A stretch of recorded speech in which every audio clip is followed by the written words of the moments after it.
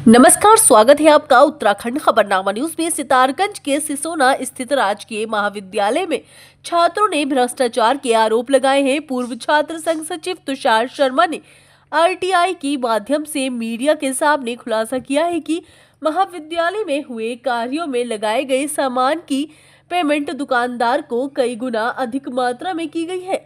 अधिकांश सामान market rate से कई गुना अधिक खरीदे गए हैं। उन्होंने कहा कि वहीं इस मामले में प्राचार्य का कहना है कि बिल्डिंग में सामान की संख्या में गलती हुई है। दुकानदार ने जीएसटी बिल दिए हैं, दुकानदार ने रेट लिखे हैं, रेट के आधार पर ही पेमेंट किया गया है। 11 पाइप की जगह 22 पाइप की पेमेंट हुई है।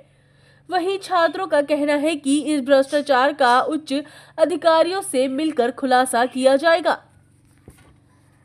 उसका ये लोग जवाब नहीं दे पा रहे हैं। उसके बाद जो हमारे जो यहाँ के जो बड़े बाबू हैं, हमने उनसे कहा है कि इसका जवाब दो हमें। तो बड़े बाबू का कहना है कि तुम मेरा कुछ नहीं कर सकते हो, अगर कुछ कर सकते हो तो कर लो, मेरा तो प्रमोशन होने वाला है। तो उनका कहना ये है। और वो एक तरीके से ये समझ लो प्राचार्य महोदय को भी जवाब नहीं दे पा रहे हैं। मैं 6 महीने से ज्ञापन दे रहा हूँ महाविद्यालय के अंदर कि ये ज्ञापन लो। हमारी प्राचार्य महोदय हमारा ज्ञापन नहीं लेती हैं। वो कह देती है मैं ज्ञापन नहीं लूँगी। कल से अभी तक एक ज्ञापन उनके कार्यालय में पड़ा है, जो कि मैंने आपको भी दिखाया। ज्ञापन को मोड़ कर रख दिया, पर उस ज्ञापन का कोई जवाब देने के लिए तैयार नहीं है। कहती हैं कि हम ज्ञापन नहीं लेंगे।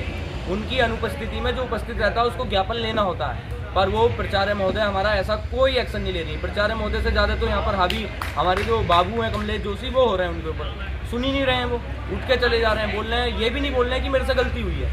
आज सुबह उन्होंने बोला कि मेरे से गलती हुई है, वो भी एक चीज़ में। ये तो टेफ्लॉन टेप ये मेरे पास है, बिल भी आपको दिखा दिया। ये 20 रुपये का जो 108 रुपये का बिल बना रहा था।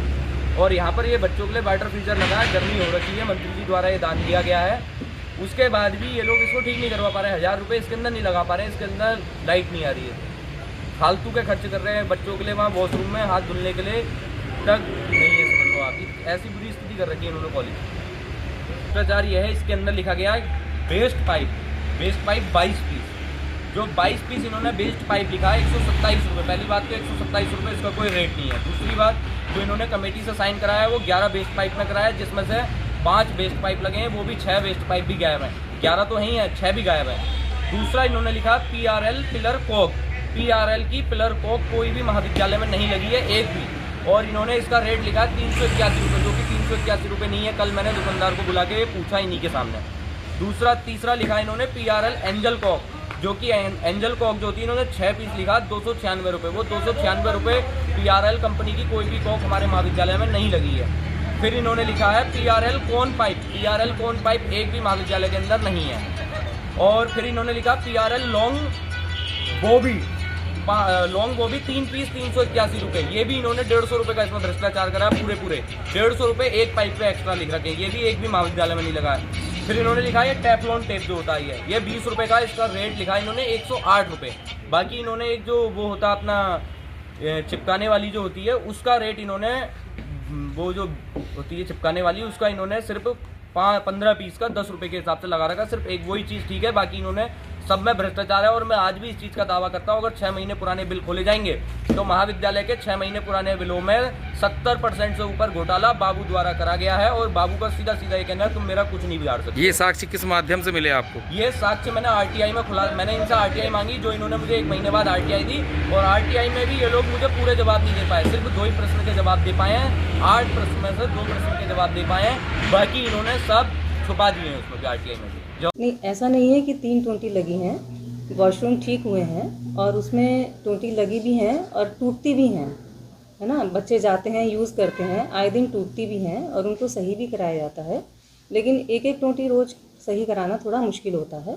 हाँ, ये है कि जब लगता है कि बहुत ज़्यादा ख़राबी हो गई है तो हम सही कराने की पूरी कोशिश करते हैं, ठीक है।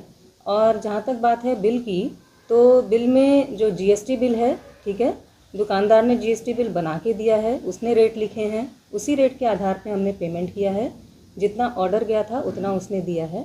हाँ, एक ज़रूर थोड़ा सा मिस्टेक हो गई कि 11 पाइप की जगह 22 पाइप उसने लिख दिए, वो एक मिस्टेक रह गई है, ठीक है। उसको सुधारा जा सकता है, ऐसी कोई बात नहीं है, उसको हम सुधारने के लिए तैयार हैं। उतनी मात्रा में टूटियाँ नहीं लगी हैं जो बिल में दर्शाया गया है। देखिए, ये तो चेक किया गया था उस समय, ठीक है ना, कि कितनी टूटी लगी हैं। और देखकर ही किया गया है, ऐसा नहीं है। कभी टूट जाती हैं टूटियाँ, अपने आप भी हो जाता है, ऐसा कोई दिक्कत नहीं कि उसमें कोई हमने हेर फेर करी है। कमेटी ने पूरा चेक करा है, केवल एक ही जो मिसिंग हुई है वो 11 की जगह 22 हुई है, वो हम स्वीकार कर रहे हैं उसको। मतलब आप मानने की गलत हुआ है? मैंने भी नहीं देखा कि भाई इसमें बिल में ये है करके।